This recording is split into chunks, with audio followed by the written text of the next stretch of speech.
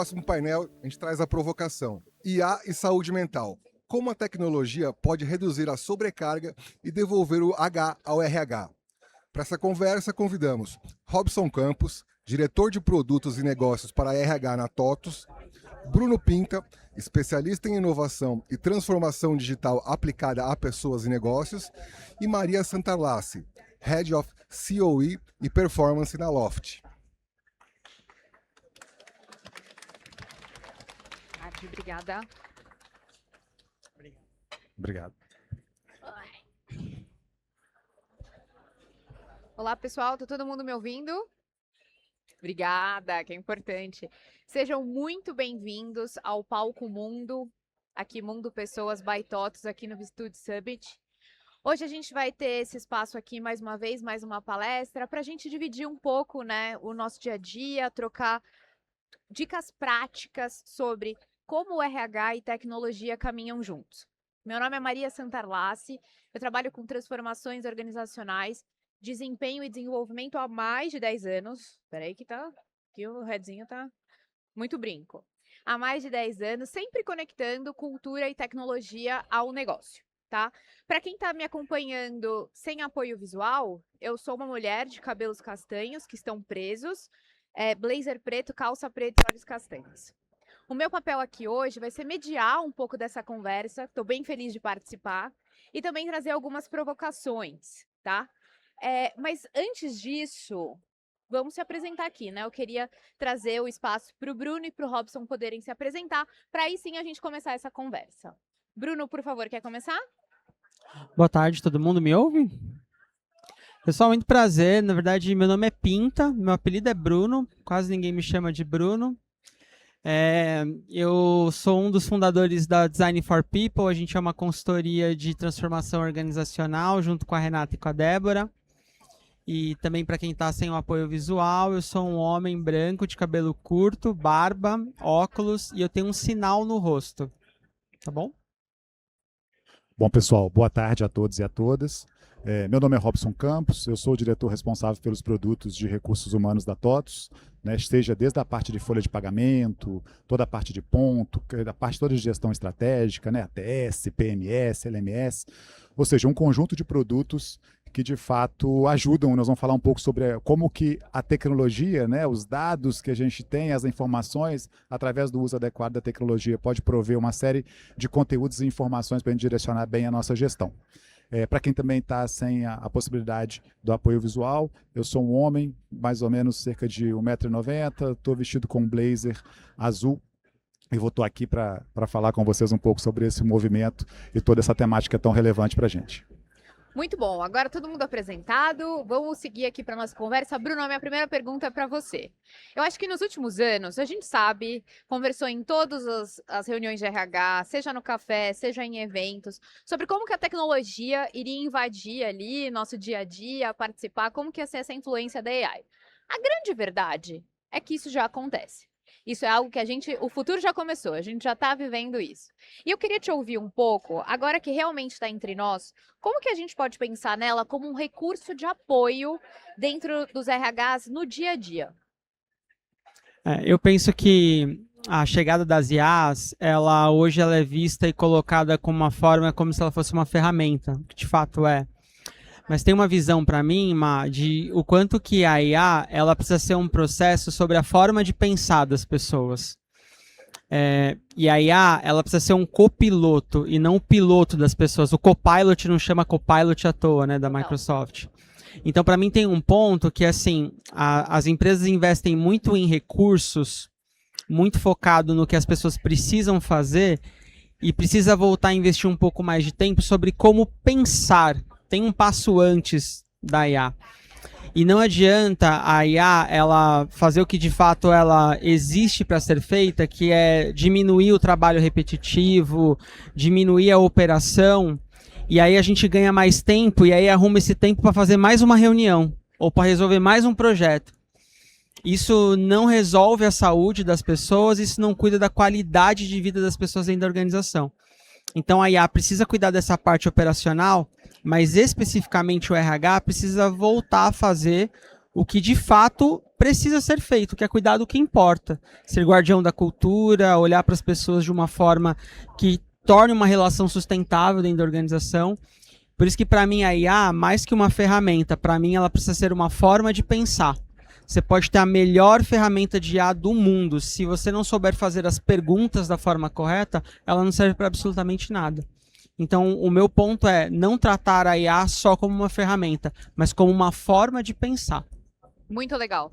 E aí, Se eu puder fazer só uma acréscimo Claro aqui, que pode. assim, tem uma frase que eu gosto muito, que acho que encaixa muito com o que você está trazendo, Bruno, que a IA, ela enxerga padrão, né? Então, ela olha para todo o contexto que está sendo direcionado e ela enxerga padrão, mas é o humano que dá contexto, né? E o contexto faz toda a diferença dentro de uma perspectiva no dia a dia de gestão.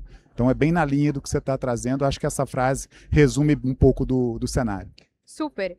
E antes de eu passar aqui mais uma pergunta para o Robson, eu queria corroborar com aquela velha coisa importante sobre entender o problema que a gente quer resolver. Porque rola um FOMO, essa é a verdade. Todos os dias tem uma inteligência nova, um processo novo. Parece que você está sempre desatualizado. E sim, verdadeiramente essa escala e essa velocidade vão acontecer cada vez mais. Mas tem uma coisa relevante que é qual é o problema que eu quero resolver? Para aí eu conseguir compreender qual é a inteligência que faz sentido, qual é o processo que eu preciso arrumar, às vezes é uma relação, às vezes é um processo. Então, sobretudo, aquela velha técnica de ir na causa raiz, compreender o problema, para aí sim pensar o que tem de melhor no mercado de solução para agilizar esse dia a dia, eu acho que faz sentido. Além de ter uma galera que já está usando para coisas muito legais, que são dores antigas do RH, como modelos preditivos por turnover, já vejo modelos assertivos aí com assertividade de mais de 90%. Então isso também é bem interessante. Mas voltando um pouco aqui para o Robson agora, eu queria te ouvir um pouco como que os RHs podem trabalhar com uma tecnologia como aliada. Você trouxe um pouco isso na sua fala, mas eu gostaria que você aprofundasse. Quais problemas hoje você vê que a gente pode endereçar para a tecnologia, que tem um mar aí para ser, né, descoberto, e quais são as ações que o RH deveria continuar investindo a ação humana? Perfeito, Maria. Acho que a primeira coisa você já tocou na sua fala, aqui, que é essa questão da intenção, né? A gente entender bem qual que é a nossa intenção, qual que é o nosso problema, não dá para procurar muita solução se você não sabe qual que é a sua perspectiva do problema, né? Então, eu gosto muito de olhar para a IA e para toda a parte de tecnologia, basicamente com 3 fatores que ela pode e deve nos ajudar. Primeiro, o Bruno citou isso, que é essa questão do custo operacional. A gente tem uma série de tarefas repetitivas que a gente pode, de fato, através da IA, viabilizar com que essas tarefas repetitivas sejam feitas sem a necessidade da nossa atuação com a profundidade que às vezes hoje é exigido. E isso permite que a gente desloque tempo para outras ações. Então o Bruno já foi perfeito ali no aspecto que ele trouxe. A grande questão, como ele trouxe, é verificar a questão de aonde a gente está alocando esse tempo, né? Então, mas esse é o primeiro aspecto. O segundo aspecto que a IA pode ajudar, eu já trouxe um pouco isso também na minha fala inicial, é um pouco de enxergar esses padrões. Então, se eu tenho um conjunto de dados que estão muito bem claros, que estão muito bem estabelecidos, e isso às vezes é um ponto que a gente deixa passar. Eu quero usar IA. Mas se você não tem processos muito bem estabelecidos, se você não tem os dados que estão disponíveis para você poder cruzar e gerar esses padrões, como é que você vai aplicar a IA? A IA ela só funciona se a gente tiver dados bem padronizados e que eu possa cruzar e enxergar esses padrões. Então, eu preciso organizar, ter a intenção de onde eu tenho que trabalhar. O que é o ponto mais relevante para a minha organização?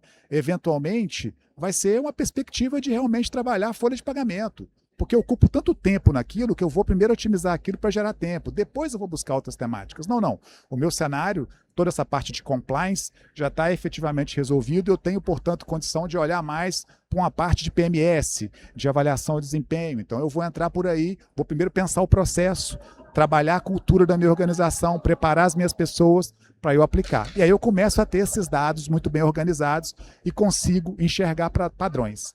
A partir daí você entra no terceiro aspecto, que é prever as coisas, né? Porque acho que esse é o grande ponto que a gente pode ter através da IA. Enxergando padrões, você pode antecipar algumas coisas. A gente não precisa que aconteça uma dificuldade, as pessoas tenham um desequilíbrio de saúde mental para que então eu haja. Porque se você só for agir nesse momento, já passou. Muito provavelmente você vai ter um volume de attrition muito alto, você vai ter o tal do presenteísmo, né? A gente fala muitas vezes do absenteísmo, mas o presenteísmo é um problema muito grande dentro das organizações. Então, prever tudo isso me dá a condição de me antecipar e ajudar dentro do processo. E aí entra o fator humano, né? A IA ajudou até esse aspecto de ser um semáforo. Olha, aparentemente tem uma situação aqui por causa disso e disso e disso, que pode ser um problema. Dá uma olhada? Aí a pessoa entra, enxerga o que está acontecendo e toma os melhores direcionamentos. Então, essa perspectiva do H, né, de volta para o RH, é a gente realmente dar poder, dar contexto para o humano fazer aquilo que é do humano. Total. E deixar a máquina fazer aquilo que ela é bem melhor do que a gente. Acho que é por aí. Ótimo. Poder, contexto e tempo também, né? A gente também está muito atolado em ações que podem ser, como você trouxe, otimizadas. E corroborando aqui, tem um dado que eu acho que não vai ser novidade para absolutamente ninguém dentro do RH, que é o ponto de liderança, mas ano passado esse ponto voltou a ser bem ali destaque numa pesquisa da Gallup sobre o quanto mais de 70% ali do engajamento passa por liderança. Né? Então, a gente ter tempo para olhar isso com um pouco mais de individualidade, um pouco mais de contexto, talvez até ser preditivo, mas conseguir atuar de forma humana, né? Eu acho que é sobre isso, né? Conseguir utilizar os dados e investir o tempo nas relações, em problemas que não são novos, né? Problemas de liderança, eu acho que não é um problema novo para ninguém, mas eu acho que a forma como a gente tem agora ferramentas e alavancas para investir tempo nisso, também acho que pode ser algo diferencial. Agora eu vou fazer uma pergunta para os dois, para a gente seguir aqui.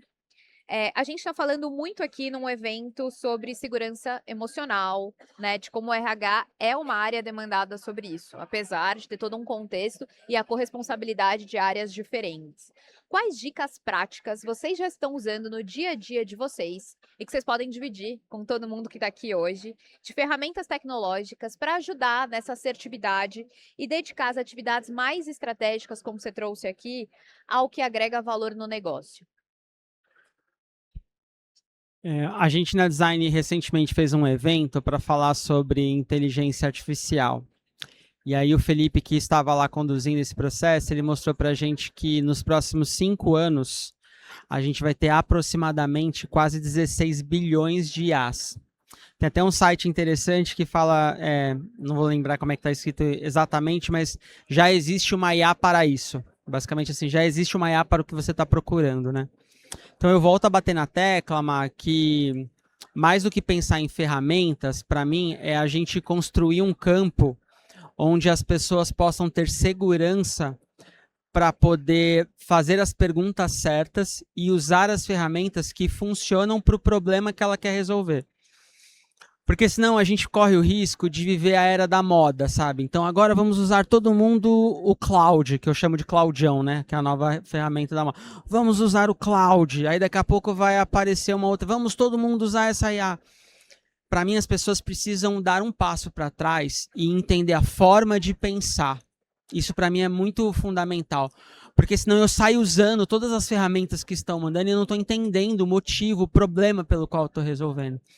Diante disso, para mim, qualquer ferramenta serve. Se eu souber o problema, como você muito bem falou, e estou conseguindo entender o papel dessa ferramenta, para mim, qualquer uma serve. Eu acho que assim, como um olhar assim primordial, é assim, se eu pudesse dar uma dica, é assim, ó, aprenda a fazer boas perguntas. Nenhuma IA funciona se você não souber fazer boas perguntas. O tal do prompt são as perguntas que a gente precisa fazer. E o Robson falou muito bem, né? A gente precisa dar contexto para essas ferramentas. Se a gente não dá bons contextos e não faz boas perguntas, vai ser que nem eu tentando fazer PROC-V no Excel, sabe? Eu não sei fazer PROC-V no Excel, sabe? E é mais ou menos isso.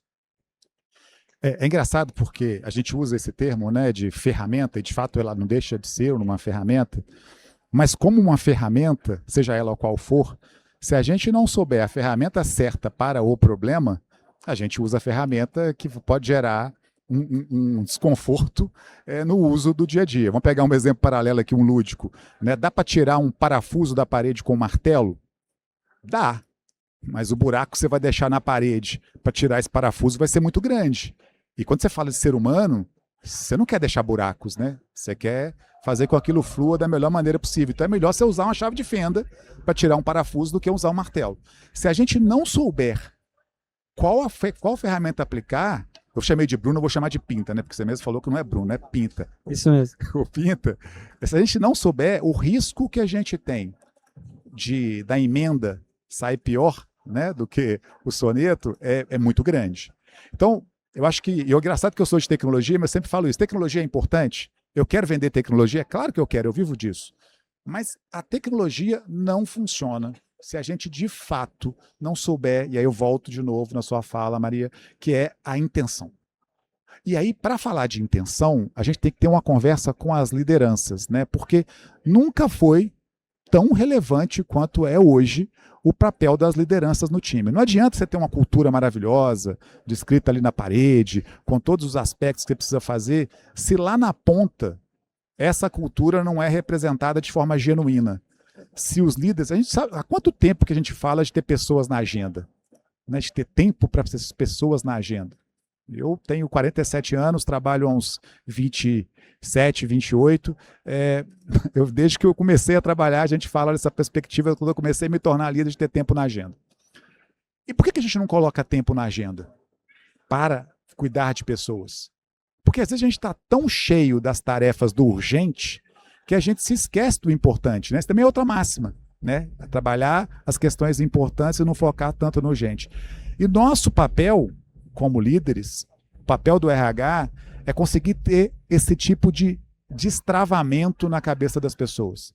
A IA entra para você observar aonde que você pode ou deve colocar mais energia, porque, de novo, observando padrões que estão dentro dos produtos, da tecnologia, vai sinalizar que tem alguma área em específico, tem alguma coisa que está fugindo, dá uma olhada ali.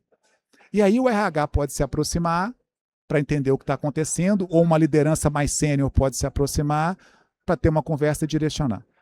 E aí eu acho que esse é o grande aspecto, é o grande ponto. Conseguir mobilizar as lideranças na direção das pessoas.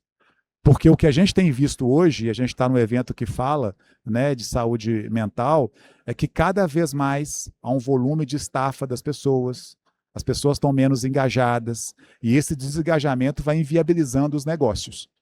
Se a gente não tratar isso antes desse assunto, né, ficar impossível de ser retornável, acho que a gente vai ter, de fato, um grande colapso organizacional. Que bom que a gente está num tempo onde a gente tem um cenário de NR1, por exemplo, entrando e sendo chamada a atenção desse assunto. Acho que a gente está em tempo, de fato, de direcionar essa temática, mas acho que o nosso grande desafio, pelo menos é aquilo com que eu trabalho nos meus times, é provocar os meus líderes para que tenham conversas produtivas com as pessoas, que realmente sentem, às vezes até sem script, para ouvir o que está acontecendo, para dar seus testemunhos, tratar suas dificuldades e conseguir avançar. Eu acho que isso, e olha que isso joga eventualmente contra o meu negócio, mas eu acho importante, isso é muito mais potente do que qualquer tecnologia. Você ter uma conversa com as pessoas e ouvir, gera muito mais engajamento do que qualquer tecnologia. Agora, é claro, se você puder nutrir essa conversa com um conjunto de informações, de dados que a tecnologia provê, melhor ainda. Então, acho que é por aí que esse seria o meu conselho. Muito bom. Lembrei de uma coisa que você perguntou. Eu acabei não comentando, eu sou psicólogo por formação, né? E eu sou só psicólogo porque deu tudo errado. Meu sonho era ser pagodeiro, assim. Eu queria muito ter sido pagodeiro, deu tudo errado. Lembrei de uma frase do Freud. O Freud, ele, em algum momento, quando ele escreveu um texto sobre a interpretação dos sonhos, as pessoas começavam a procurar ele para que ele interpretasse absolutamente qualquer coisa. Em algum momento ele falou assim, gente, acho que ele não falou desse jeito, mas eu gosto de imaginar que foi assim. Assim, gente, às vezes um charuto é só um charuto. E aí eu tenho essa sensação da cobrança que a empresa coloca, que o mundo organizacional coloca, de que a gente precisa dar significado e usar tudo que está ali. Cara, e às vezes o chat GPT é só o chat GPT. E ele só vai resolver para mim aquela questão. Essa pressão da era da moda, a gente viveu algumas modas, né? Vamos agora todo mundo trabalhar em... Eu derrubei alguma coisa aqui. Eu vi. Vamos trabalhar agora todo mundo em squad. Agora vamos todo mundo fazer oficina de design. Vamos ter uma área de inovação. Vamos ter uma área de inovação. Cara, isso é muito legal, isso é muito potente. Desde que a gente saiba que tem um problema para resolver e que é só uma ferramenta. Tem um humano por trás disso que é o fundamental. E não é clichê. Eu sei que soa como clichê, de que a gente tem que olhar para as pessoas, mas é fundamental isso. O SXSW que aconteceu a semana passada foi batido muito nessa tecla. A gente precisa voltar a agir como humano de verdade. Essa coisa de questionar, a gente está muito no looping automático, de ficar fazendo as coisas. A gente precisa voltar a fazer boas perguntas. A gente precisa saber fazer conversas difíceis. A gente precisa saber conduzir essas conversas. Essa diferença de conflito e confronto que a gente se perdeu. Conflito é bom, é saudável. E aí a gente fica jogando tudo na conta de uma ferramenta, que amanhã vão inventar outra, que depois vão inventar mais outra e vai ser outra moda. Então, às vezes um charuto é só um charuto, é porque a ferramenta ela é só uma ferramenta, precisa das pessoas por trás. E tem uma questão aí que eu acho que é crucial nessa sua fala, Pinta, que é assim, a gente tem a questão da empatia, né? Eu gosto muito de trazer essa palavra, que eu sei que é um clichê também, mas tem coisas que são muito fáceis de entender e muito difícil de praticar. Total. Né? Quem aqui, dentro do seu dia a dia, não teve um período, um dia, né, um longo período que não conseguiu performar porque tinha algum incômodo, alguma questão que estava ali te atrapalhando, uma insegurança, uma dificuldade de conversar? Eu já tive algumas vezes na minha vida. E eu sei muito bem como foi importante para que eu superasse esse movimento algumas conversas. Seja uma conversa dentro de casa, seja uma conversa de um líder que me direcionou isso de uma forma adequada. Então, eu acho que a gente precisa fazer as pessoas olharem para si, entenderem o quanto que isso é relevante, para poderem aplicar com os outros no dia a dia. Porque em algum momento você vai precisar disso. E não seria humano se você não tivesse disponível para ajudar as pessoas nesse movimento. Então, acho que esse é um tipo de conversa que a gente precisa ter para sensibilizar as pessoas. E a partir daí, com as pessoas sensibilizadas e dispostas a fazer isso, prover o conjunto de ferramentas disponíveis para elas serem mais eficientes e explicar essas ferramentas para ela não usar um martelo para arrancar um parafuso. Né? Então, esse caminho eu acho que é um caminho de muito sucesso, de fato. E eu acho que tem um ponto que precisa também ser debatido quando a gente fala sobre eficiência, que é bem diferente de eficácia, que é sobre a gente não acelerar processos ruins que a gente faz. Ou a gente não só querer desenvolver processos burocráticos para a gente rodar. Estava conversando com o Pinta aqui um pouco antes, né? Pra gente, se a gente ganhar agilidade, será que a gente precisa fazer mais uma parte da etapa de avaliação de desempenho? Se a gente tiver mais tempo, se for mais curto? Mas qual é o resultado disso? A gente está fazendo efetivamente uma avaliação das pessoas com qualidade? A gente está discutindo o passado e futuro de forma consistente? A gente tem dado fato, enfim. O que eu estou querendo trazer aqui é que tem uma areia movediça de fazer mais rápido e não necessariamente fazer mais aquilo vai gerar a eficiência que a gente precisa. Principalmente se a gente resolver automatizar processos não muito inteligentes, né? Tem alguns aí, eu vou falar por mim, que estão ali na gaveta, a gente tenta tirar, tenta mudar, tenta discutir de uma forma diferente, mas a intencionalidade de discutir a pessoa como indivíduo, às vezes falta, né? Então, se a gente só acelerar sem essa intencionalidade, eu acho que a gente não vai chegar. Ao mesmo tempo que eu já vejo coisas muito legais sendo feitas com inteligência artificial. Eu acho que aqui trazendo, a pergunta passava ali um pouco do dia a dia de vocês. Nos times que eu atuo, acho que assim, a parte que a gente faz de entendimento antes de desenvolver um produto de RH internamente, uma ação, entender muito bem o problema, ter mais tempo de investir tempo nas entrevistas, entender as pessoas, conversar com mais gente, porque você está usando menos tempo catalogando, fazendo ali uma análise que antes a gente fazia análise quant, análise quali, e a análise quali exigia, né? Você trazer isso para uma inteligência artificial, você sentar na mesa do planejamento do negócio, entendendo o seu turnover de uma forma mais preditiva, entendendo com mais correlação os seus dados de engajamento, de liderança, as pesquisas de desligamento, as conversas que o seu time de BP trouxe. Isso tudo nos coloca num lugar diferente. Isso tudo também potencializa, né? E passa pelas relações do que a gente conversou. Então, eu acho que tem um ponto, como tudo, É uma linha tênue que a gente precisa compreender, né? Onde a gente precisa acelerar, investir e realmente tem uma capacidade grande. A gente sempre fala sobre ser mais preditivo do que reativo. Isso desde aquela época que vinha a época dos dados, a época da inovação. Vamos transformar dado em informação. Sim, isso hoje está ao alcance. E não está só no nosso alcance ali, discutindo dentro dos boards, nas mesas. Né? Tem um incentivo de hoje, análises que as pessoas do time fazem, que eu volto e falo, como é que você fez isso? Qual foi a ferramenta que você usou? Né? Que tem coisas muito legais acontecendo. Mas a gente não esquecer. Eu vejo uma época de muita eficiência, precisamos melhorar. E é isso. Onde estão as pessoas? Onde está o tempo? Conversar não dá para ser mais rápido, tem que ser profundo, tem que investir, tem que ter intencionalidade. E aí, gente, vou também jogar mais uma aqui para os dois. Eu gostaria de ouvir vocês. A gente falou bastante sobre como que isso está nos dias de hoje, dentro dos RHs, quais são as ferramentas que já estão usando. Mas eu queria saber uma perspectiva de futuro. Para vocês, o que vocês acreditam, como vocês acreditam que serão os RHs nos próximos anos? E como que você vê essa relação entre o humano e a máquina no médio prazo? Lembrei do Ariano Suassuna quando ele fala sobre o verbo esperançar, que não diz respeito à espera, diz respeito à ação de fazer algo, né? Maria, eu acho que eu sou uma pessoa otimista nesse caminho, assim, de olhar para a área de recursos humanos como uma área que em algum momento vai despertar e deixar de cuidar do operacional da forma que cuida hoje. A sensação que eu tenho é que os RHs hoje precisam cuidar dos ciclos das avaliações de desempenho e de todos os produtos que tem.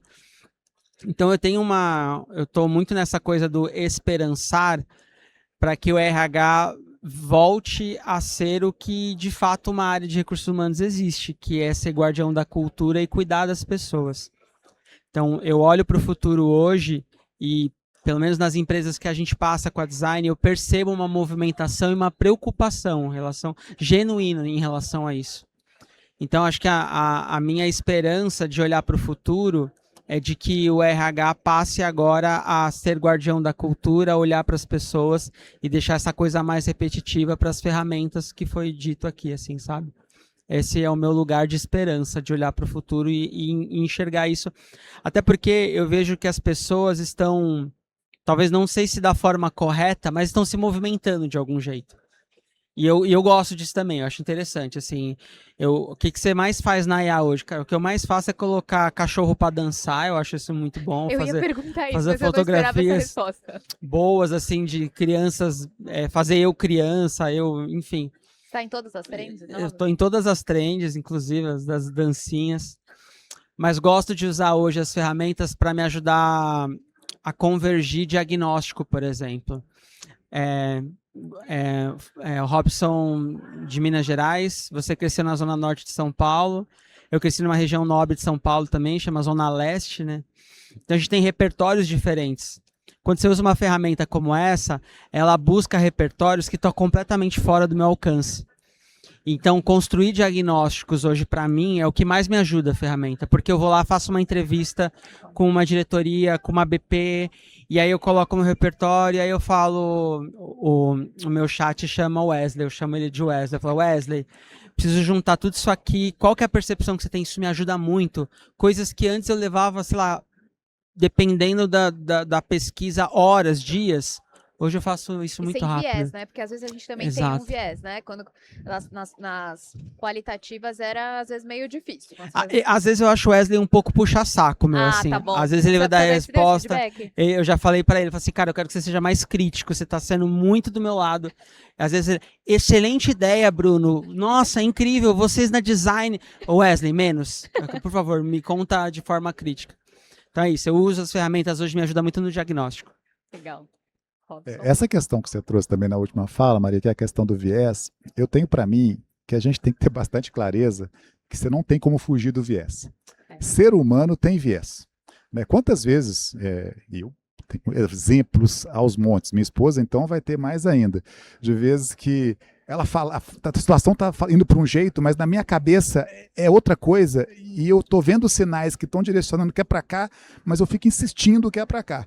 E você precisa ter alguém, alguma coisa, que te puxa, ops, acorda, você não está vendo que é para lá, ó, olha aqui. E aí, de repente, você tem um estalo e fala, putz, é para lá mesmo. E a IA ajuda nisso, porque ela vai olhar a coisa com um olhar um pouco mais fora daquele contexto, fora da emoção, porque a IA não tem emoção, a gente tem. Então, você utilizar isso e trabalhar a perspectiva da curadoria, né, olhar para isso, mas depois fazer a curadoria, eu acho que é o principal segredo para trabalhar com o Copilot. Desde as coisas mais simples, né, como, por exemplo, lá na TOTS a gente tem nos nossos eventos a gente tem um rito, que é o rito de começar sempre com uma música. A gente escolhe uma música e começa. Aquele início do evento é sempre um negócio complicado, né? Você fica esperando as pessoas chegar, fica aquele silêncio, então nem sempre, aí a coisa não rende. Aí você bota uma música, 5 minutinhos, todo mundo chega e você começa a pauta já naquela vibe da música.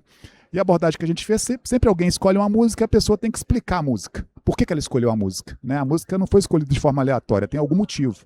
Então a gente criou esse rito e ele já entra com a perspectiva de engajamento. Mas, poxa, escolher uma música é tão difícil, né? Para você pensar no evento, na vibe. Eu uso IA o tempo todo para me ajudar na perspectiva da música. Mas sou eu que olho a música, pego e falo, putz, essa aqui que vai... Tem 300 músicas que ele vai sugerindo. E eu vou escolhendo ali qual que é a vibe para direcionar, porque depois a narrativa de como é que eu vou engajar as pessoas na perspectiva que eu queria passar com a música é minha.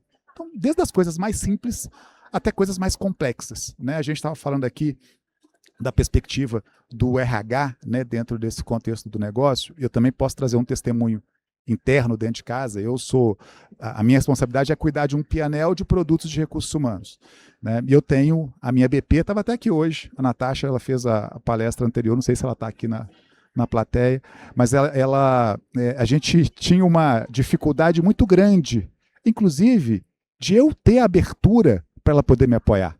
Porque, gente, é complicado. Você cuida do negócio, o RH, qual que é a intenção? O ser humano é difícil, porque a gente fica criando uma série de perspectivas em cima das coisas e criando realidades, trabalhando a perspectiva de monstrinhos que a gente deveria eliminar.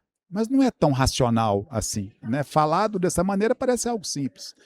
E a gente fez um movimento, eu não sei dizer por onde a gente começou, mas o fato é que a gente se aproximou e cuidou desse relacionamento de ser uma coisa conquistada. E hoje eu vejo o time do RH, sendo um apoio fundamental para eu poder direcionar uma série de desafios que eu tenho no meu dia a dia. Porque esse olhar externo me ajudando a utilizar todo o conjunto de ferramentas que estão disponíveis para o RH em prol do negócio. Mas se eu não desse esse espaço para ela, ou se ela não entendesse que o ser humano tem essa dificuldade de algo externo e abraçar sem confiar, ainda mais mineiro, né? Mineiro é desconfiado. Então, a gente trabalhou muito isso, essa relação. Aí agora a gente usa uma série de formas de engrenagens, tecnologia, abordagens, né? Me ajuda numa série de ações de team build, e foi muito potente essa aproximação. Mas é entender isso. Você falou isso nas falas anteriores, Maria, que assim, tem coisa que não dá para apressar. Agora, exige investimento, exige dedicação, exige cuidado para você fazer essa colheita. Então, tem um mundo de possibilidades da gente trabalhar a IA ao nosso favor. Mas se a gente não cuidar da confiança, o Pinto também falou de confiança, né, de ambiente que promova esse tipo de confiança, a gente não vai conseguir avançar. Então, acho que é por aí que a gente devia iniciar. Você sabe que, você falando do lance da música, eu lembrei de um episódio que a EA tentou me derrubar, tá? Faz mais ou menos uns 2 meses. Eu tava num evento de liderança, eu sou responsável pelo evento de liderança, e aí você dá o prompt. Eu quero uma música alta astral pra abrir a plateia, que as pessoas sintam isso, que as pessoas sintam aquilo, evento de liderança. Ele começou, Welcome to the jungle. Eu falei, não vai ser bom. E você não cumpriu. Eu juro por Deus que me mandou essa. Eu falei que ia me derrubar, né? Então é bom a gente também fazer uma curadoriazinha, porque falta um senso às vezes. Quando for assim, vai de raça negra, não tem erro. Raça negra Pois sempre é. dá certo. E quem não gostou, tem uma avaliação a ser feita aí, não é mesmo? Sim, sem dúvida. Brincadeiras. Gente, eu queria colocar um ponto aqui sobre o que eu vejo, mas eu acho que a gente está bem alinhado sobre o RH no futuro. Eu acho que tem um potencial gigantesco do que a gente falou de melhoria de processos, de otimização, da gente ganhar tempo, da gente fazer coisas que às vezes a gente nem sabe ainda que a gente vai fazer diferente. Vem uma geração aí que está sabendo todos os dias eu aprendo com gente do meu time que traz coisas, seja sobre como fazer um roteiro de viagens magnífico ou uma atividade ali do dia a dia. São coisas muito legais mesmo, que traz previsibilidade, que coloca a gente para discutir, que traz dado, que conecta a estratégia. Mas eu concordo que eu acho que o fechamento aqui é de que a gente precisa ter tempo para investir tanto quanto a gente vai investir na velocidade da tecnologia, investir em algo vital e que no fim do dia diferencia os negócios. O negócio ele se diferencia quando ele está dentro de uma mesma, de um mesmo segmento. O que diferencia esse negócio é o como aquilo é feito, não o quê. A cultura que existe ali, como as pessoas se movimentam, se organizam, lideram. Então, acho que tem que ter uma intencionalidade grande na gente desenvolver isso. E no fim do dia, construir cultura e tirar as palavras dos slides e da parede, ela exige muita intencionalidade, ela exige símbolos, ritos, processos e demanda tempo. Demanda tempo de investimento. Então, acho que a gente deveria sair daqui pensando como que a gente ganha, né, de tudo que a gente falou aqui, tempo em coisas que dá para a gente aprender com colegas sobre o que eles andam fazendo, o que andam otimizando, mas a gente investir tempo de relação, né? Porque a gente falou aqui sobre conversas honestas, sobre conversas à base de confiança. A gente precisa falar sobre saúde mental, esse é um evento sobre isso, e a gente vê que a tecnologia também anda influenciando não positivamente nesse aspecto. E aí eu acho que se a tecnologia vai acelerar os processos, quem movimenta os resultados são as pessoas, né? São as pessoas que estão nas empresas que a gente vive, e as relações são a base da sociedade. Todos os estudos de longevidade, todos os documentários de Netflix que tem falam sobre as relações das pessoas e como isso está relacionado à longevidade. Então, se a gente está falando sobre a sociedade, as nossas organizações são consequência da sociedade. Queria agradecer o bate-papo por aqui e a todo mundo que esteve com a gente nesse painel aqui, que foi muito rico. Eu que Obrigada. agradeço. Valeu, pessoal. Obrigado.